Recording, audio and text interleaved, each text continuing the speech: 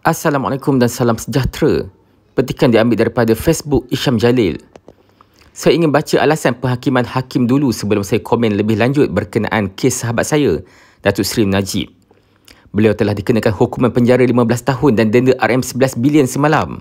Jika gagal bayar denda, hukuman penjara ditambah 2,5 tahun dan hukuman penjara ini bermula selepas hukuman penjara kes SRC tamat iaitu dalam tempoh 2,5 tahun. Oleh itu, sahabat saya Datuk Seri Najib akan dipenjara selama 20 tahun lagi. Hari ini umur Datuk Seri Najib adalah 72 tahun.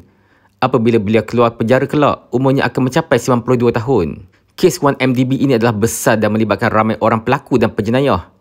Namun yang dituduh, didakwa, disalahkan dan dihukum adalah Datuk Seri Najib seorang. Penjenayah-penjenayah dan pelakon-pelakon utama yang terlibat dalam kes ini ramai terlepas. Begitu sahaja. Dari dulu saya suruh kerajaan bawa balik Jolo, iaitu dalang utama kes ini. Namun sehingga sekarang kerajaan beri macam-macam alasan. Jika kita mahu cari keadilan dan kebenaran yang sebenar-benarnya, kita perlu bawa balik Jolo dan dakwa dia di mahkamah. Dengan ini sahaja kita dapat tutup kes ini untuk pengajaran pada masa akan datang. Jika tidak, orang akan melihat kes ini berbau politik dan dendam.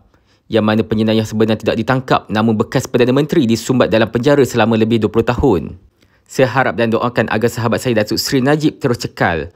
Saya percaya keputusan semalam bukan suatu pengakhiran untuk beliau namun adalah suatu permulaan untuk beliau bertindak setelah mengetahui siapa kawan dan siapa lawan yang sebenar. Saya bersama-sama Datuk Seri Najib semasa beliau jatuh di peringkat paling bawah dulu apabila kita tewas pada PRU14. Datuk Seri Najib ini apabila dia ditolak, terlentang ke lantai, dia akan bangun dan dia akan lawan. Sebab itu selepas kita kalah pada tahun 2018 dulu, dia lawan dan dia bangkit sehingga jadi fenomena bosku. Dan kita menang banyak pilihan raya.